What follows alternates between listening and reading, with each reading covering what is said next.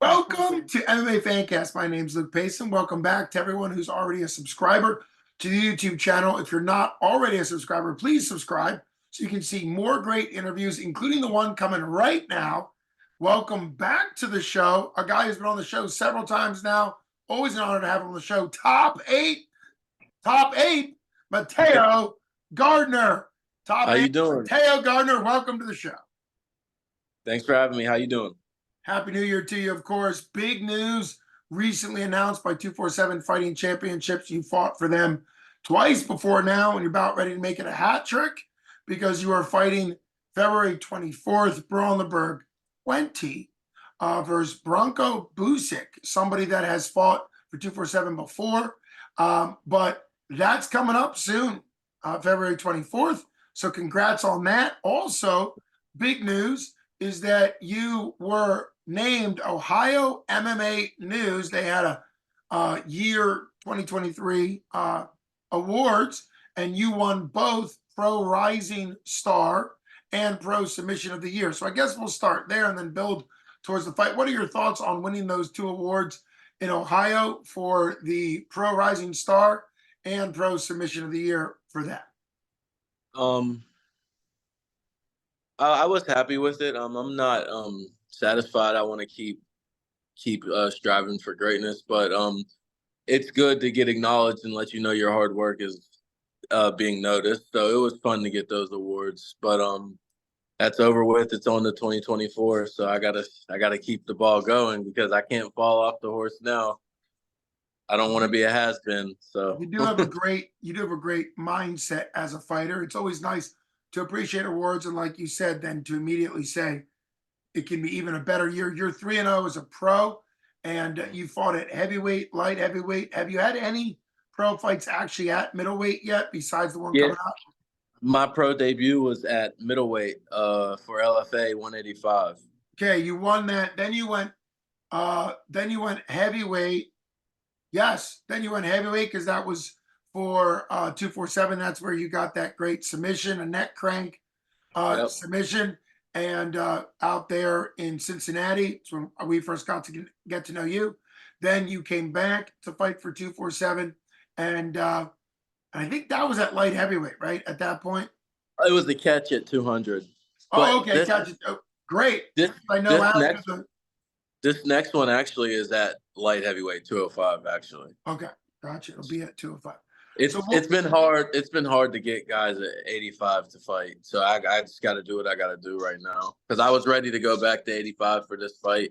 I had a couple turn downs, but it is what it is. I just keep doing what I got to do.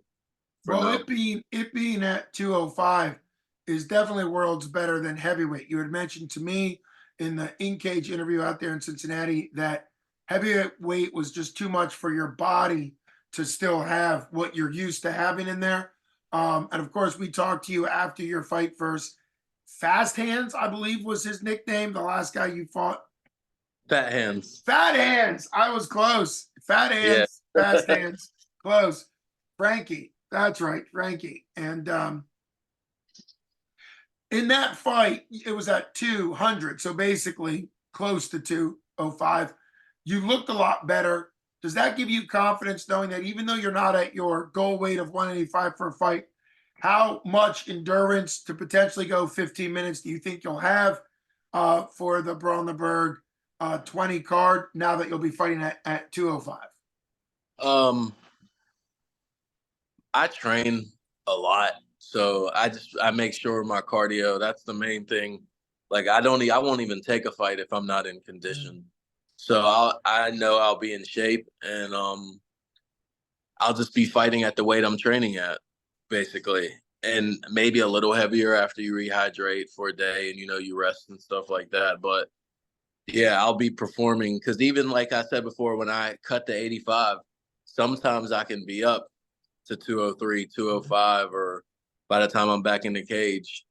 So I'll feel good. My cardio will hold up just like it did against Frankie Festa.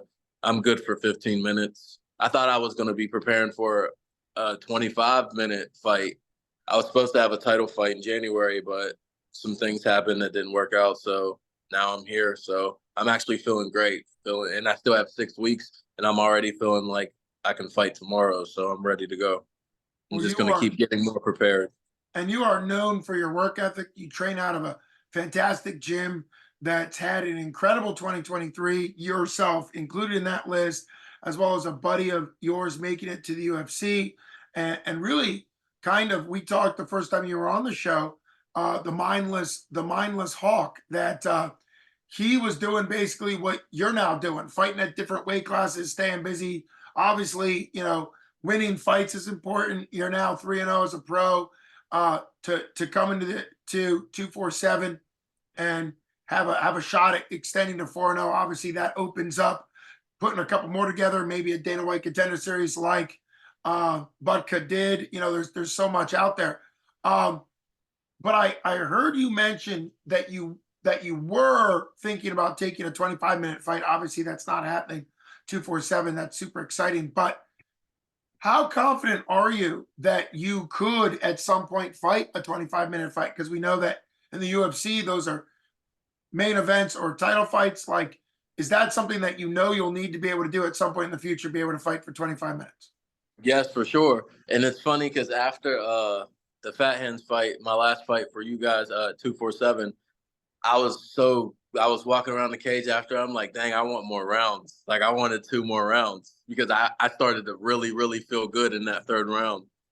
And so I believe I get stronger as the fight goes on. A lot of guys fade, but I feel like I get stronger and stronger as the fight goes on. If you watch some of my fights, but second and third round, you see me running out to the center of the cage. It's just, I feel like I just get stronger as fights go on. I start strong, but I feel like the longer the fight goes on, I get stronger too. So I feel like, but I also feel like I need that experience to be able to go 25 minutes. And the only way to do that is to get in there and go 25 minutes. I mean, you can work in the gym all you want, but it's still different than doing it real timing, real thing.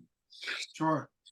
Well, it was great for me because you had fought for 247 back to back September and then just a little over a month in October. So it's great for me to see the difference. I thought you looked great. Obviously, you got that third round incredible submission, the neck rank submission, but you had admitted that you were wearing down because of your own weight. I think we were fighting like mid 220s, 225, something like that. And so it was really cool for me to be able to see you go 15 minutes against Frankie Festa. And like you said, still look good, still have energy, because that was a huge sort of cardio test that you went down in weight to a more walk around weight for you and were able to then have your endurance back. So I think that was not only a great win, it was a great show that your cardio can hold. And obviously, going up against Branko, what are your thoughts on him? And he's known in the Pittsburgh area because he's the son of a former pro wrestler who was super famous. A lot of people still know him. And what are your thoughts on your opponent coming into this fight? Definitely a tough guy, veteran. Been been around a long time. Nobody to take lightly. I'm ready to go. I mean, I'm ready to prove myself and prove that I belong and prove the level that I'm on and prove that I'm on a different level. And like I always say, I'm prepared for a war, but I'm coming for the finish. So I'm ready for whatever. Like I always say, I don't expect any man to lay down because I'm not going to. So I think he's a tough opponent, tough competitor, and I'm just ready to showcase my skills again and keep proving to myself and to other people I am who I say I am, and just staying focused, one goal at a time, and that's one fight at a time, one win at a time. So I'm ready to go. That's a great attitude to have. This is going to be a fun fight, a fan favorite fight. You come with a boxing background, really wanting to strike. Obviously, also have some skills on the ground, which we've talked about. But you're known as a striker. Your opponent clearly has like the wrestling because of his dad, but also I've seen him fight, and he's a throwdown. A throwdown, scrappy type guy. He's coming into his ninth pro fight. What do you think that says about him? You've mentioned that you're kind of ready to bring it to him. I think it's going to be a great fight. You're coming into your fourth pro fight for MMA. He's coming into his ninth pro fight for MMA. And why take on a guy with that much more experience? Because I feel like I have a big amateur career too. I mean, I know it's not pro, but it's a big amateur career. I feel like I've had enough fights. I feel like I've been on the wrestling mat enough in high school. I've been in the boxing ring enough in the amateurs, along with MMA fighting. And I just feel like I have the skills and the work ethic to fight anybody in the world. And I'm just ready to prove it. Like this is how you prove it. When you feel as good as I feel and the mindset that I have and where I want to get to, it doesn't matter who's across that cage from you or what experience they have or what accolades they have. I'm ready. I'm ready for anything and anyone, and I'm ready to test myself too. I don't know if I'm the underdog. If I am, I don't really care. If I'm not, I don't care.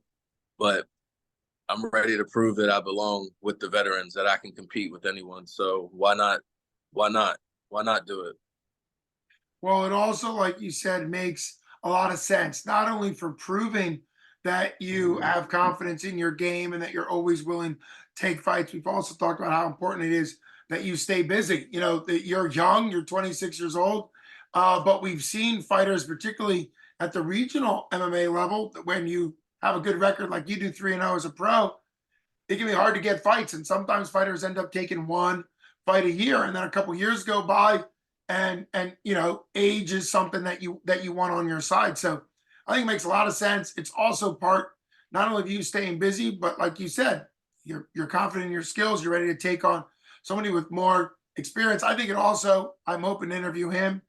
It also shows a lot to him. He has a few more losses than wins, and I think it's a big show of how confident he is in his skills to take on you who's undefeated. So I think it's a great fight for both of you, willing to take on the other opponent. And that's what you really need in any fight, but particularly regional pro. There's not a lot of ability to force fighters to take fights. It's very easy for fighters to avoid fights that they think they're going to lose. It gets a little harder in the UFC or bigger promotions where they're kind of able to like contractually force people. That's why I think it's a great fight between you and Busick, both of you willing to fight the other person is what really matters. Do you have a prediction for us for what happens in that fight on the 24th of February?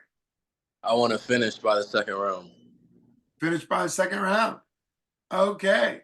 That sounds exciting to me. I'm sure if I talk to Branko, he's going to say that he wants a finish as well. I think that's why this has already gotten a lot of buzz. You guys also have similar physiques, big, strong, thick, muscled guys that throw heavy hands. Super, super exciting. I know that there's no way to know this, but you're not necessarily a submission guy. Was it a surprise for you back in September to win by submission and then get submission of the year? Or is it possible, since you predicted a finish by the second round, that you could end up with a submission, even though you're more of a knockout guy? Yeah, very possible. I'm working on my submissions daily, and like I said, sometimes that I just get so excited that I'm beating the guy up on the ground, and I'm having so much fun down there that I don't even go for submissions. But I learned my lesson last time against Frankie last fight, because there was a bunch of submissions there that I could have taken and could have got. But no, wherever the fight goes, I'm gonna finish the fight. I don't care if it's on the feet. I don't care if it's against the cage, on the ground, in the clinch, whatever. My job is to finish, and that's what I'm gonna do. So I'm gonna finish the fight somewhere. That makes a lot of sense. And in MMA, a lot of times, if you have a dominant strength in a certain category, like maybe for you it's striking, then it probably means a lot of your fights are going to end up on the ground. And so it kind of builds up your, maybe not your weak points, but your not as strong points. And I think it's also good for your mind to look back over that Frankie Festa fight, maybe rewatch it on 247 Live, but think back through it and think about the points where the submissions were there. Personally, I think going to a decision was a good boost because of your cardio. You needed to test yourself. But we all know that the UFC cares a lot about finish percentage. Bringing somebody in the UFC on every Dana White Contender Series, they always say the finishing rate. Right now, you have a 75 percent finishing rate because, or something like that, 66, I guess 66%, 66.66 repeating percent because you finished 2 out of your 3. And obviously that does go a long way if you keep getting finishes. Let's talk about you're an up and coming pro, but part of it about being an up and coming pro on the regional scene is to need sponsors, sponsorships from companies or even individuals that want to get behind you to make things a little bit more practical for you. So who are your sponsors coming into this this fight, and shout out to people you need to thank? All right, let me do this slowly so I don't forget anybody. Shout out to my boy Elliot and Dog Boy LLC. He sponsored me. He helped me with a lot of things. I want to shout out Jamie Henderson, Comrades Barbershop, Greensburg, PA. Go get your haircut there. I want to shout out Dan Bankosh, Flooring Company. He puts carpet in and he does flooring. Also out of Greensburg, Pennsylvania.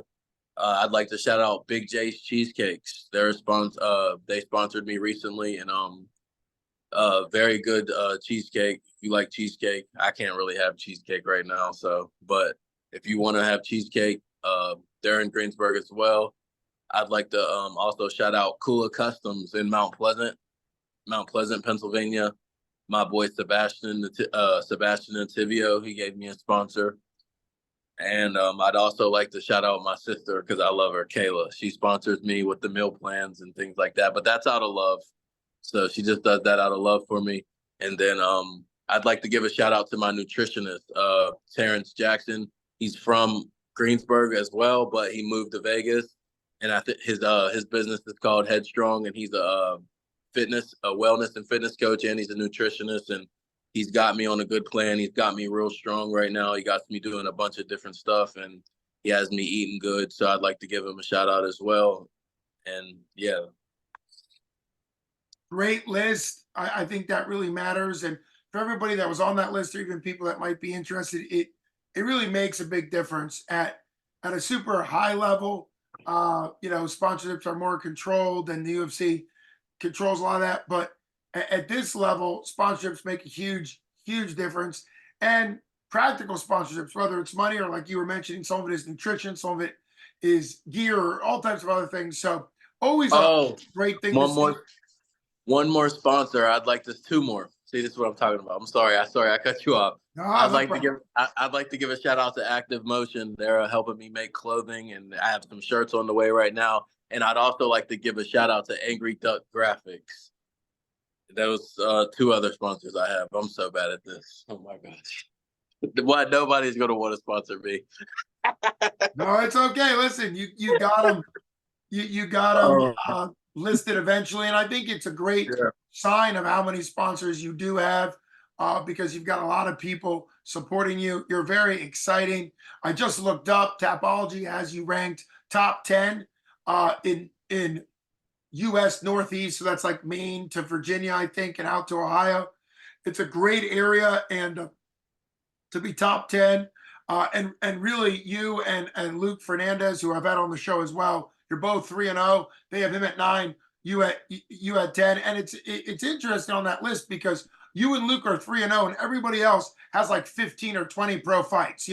So it really shows that you go starting out with 3 big wins, 2 finishes. Luke Fernandez being three wins and 3 finishes. I think that shows how quickly you've jumped onto the scene at the pro level. And light heavyweight isn't even your long-term plan. I mean, right now that's where you're getting. And this fight, of course, is at late heavyweight. So no matter what happens, that's what you're going to be ranked at until you make that drop to middleweight. It's been awesome. I think I've had you on about maybe 3 or 4 times now. Every time it's great having you on.